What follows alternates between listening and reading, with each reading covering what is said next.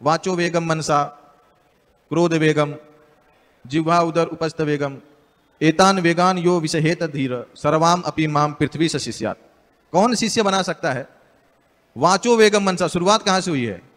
जो वाणी के वेग को कंट्रोल कर सकता है। वाचो वेगम मनसा, जिह्वा उदर उपस्थ।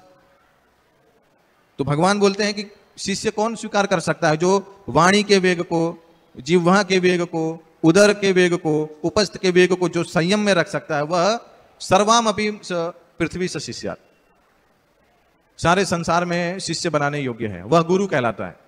ये गुरु की योग्यता है। अभी हमारे पास जिह्वा है, अगर हम कभी बाहर जा रहे हैं तो जिह्वा इतनी प्रबल है कि जिह्वा रे लालसा इति उति धाय उदर परायण व्यक्ति कृष्ण नहीं पाए।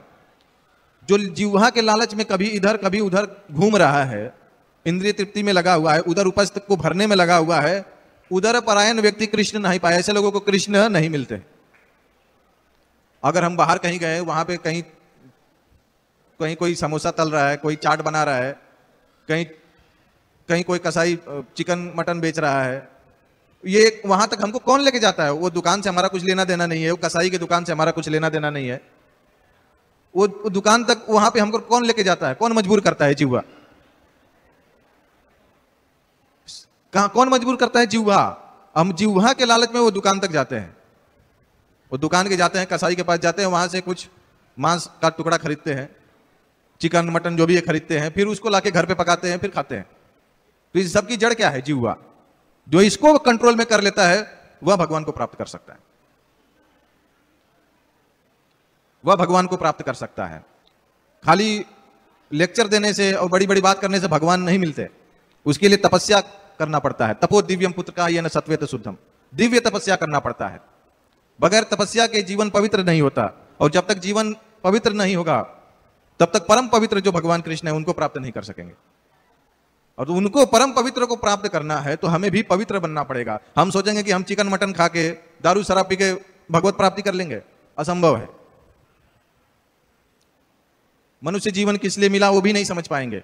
हम शरीर नहीं हम आत्मा है ये भी नहीं समझ पाएंगे। भगवान तो बहुत दूर है। हम शरीर नहीं हम आत्मा है, यह शरीर एक वस्त्र जैसा है, ये जन्म लेता है, बढ़ता है, कुछ काल तक रहता है, बच्चे पैदा करता है, शक्ति खत्म होती है, फिर अंत में समाप्त हो जाता है। 6 परिवर्तन शरीर में होते हैं। और यह कपड़े की तरह है, वस्त्र के तरह है। इसको भी नहीं समझ पाएंगे अगर पापों में अगर लिप्त रहेगा मनुष्य। तो पापों से जब तक छूटेगा नहीं तब तक वह भगवान की भक्ति नहीं कर सकता। भगवान भगवद गीता में बताते हैं, शाम त्वंत कतम पापम जनानाम पुण्य कर्मणाम ते द्वंद्वमो निर्मुक्ता भजन्ते माम दृढ़व्रता। दृढ़व्रता शब्द का प्रयोग किया है भगवान ने। दृढ़ व्रत के साथ, तीव्रता के साथ भगवान की भक्ति कौन कर सकता है? जो सभी पापों से मुक्त हो चुका है। और जब तक पापों से संबंध है वह भगवान की भक्ति कभी नहीं कर पाएगा। वह सोचेगा कि मैं इंद्रिय तृप्ति भी करूं और भगवान की भक्ति भी करूं।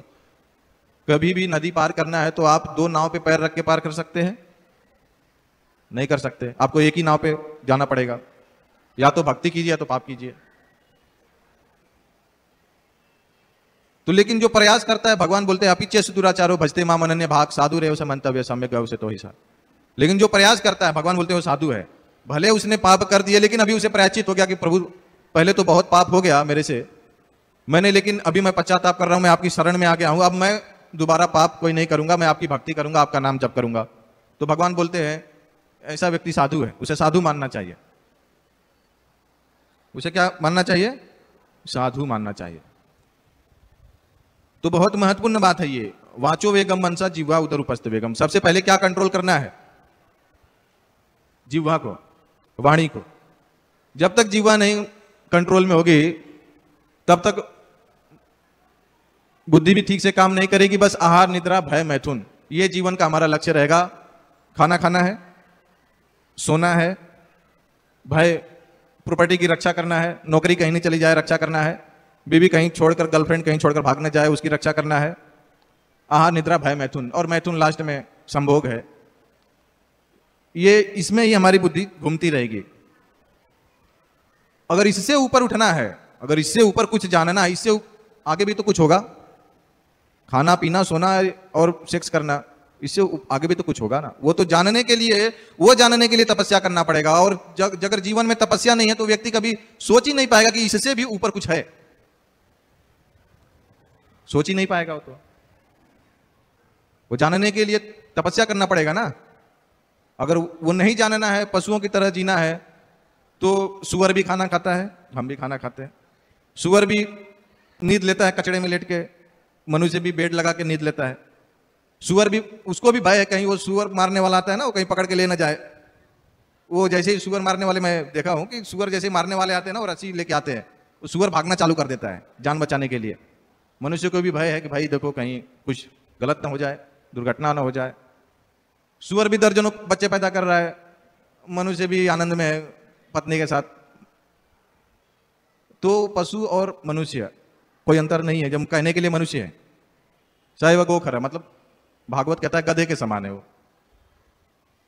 तो इससे ऊपर कुछ जानना है तो उसके लिए क्या है, तपो दिव्यम पुत्र का ये न सत्वेत शुद्धम, तपस्या करना पड़ेगा, वाणी के वेग को कंट्रोल करना पड़ेगा, जिह्वा को कंट्रोल करना पड़ेगा। और ये संकल्प लेना पड़ेगा कि आज से मैं कुछ भी आहार करूंगा तो सिर्फ पवित्र आहार करूंगा।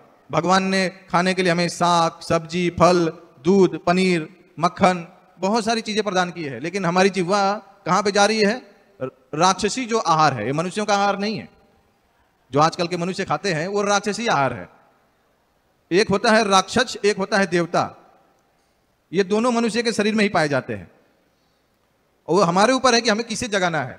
हम अपने राक्षसी स्वभाव को जगाते हैं या देवताओं वाले स्वभाव को जगाते हैं। अगर देवताओं वाले स्वभाव को जगा लेंगे तो हमारा यश पूरे संसार में, तीनों ब्रह्मांड में फैलेगा। अगर राक्षसों वाले स्वभाव को जगा लेंगे तो राक्षसों का कितना दिन तक चलता है? बड़े से बड़े राक्षस आए, हिरण्यकशिपु आया, हिरण्याक्ष आया, रावण आया, कितने दिन तक साम्राज्य था? सभी आज किधर है? नहीं है, भगवान के हाथों मार दिए गए। ऐसे वो तो बड़े बड़े राक्षस थे, हमारे तो कुछ नहीं, हम तो चींटी मच्छर की तरह है। उसके हमको मारने के लिए तो भगवान को आना भी नहीं पड़ेगा। ये माया ही भगवान की रच दी गई है ऐसी कि वही मार देगी। तो ये महत्वपूर्ण है कि संकल्प लेना चाहिए कि आज से जो भी मैं खाऊंगा वो पवित्र आहार करूंगा और भगवान की भक्ति करूंगा, भगवान का नाम जप करूंगा।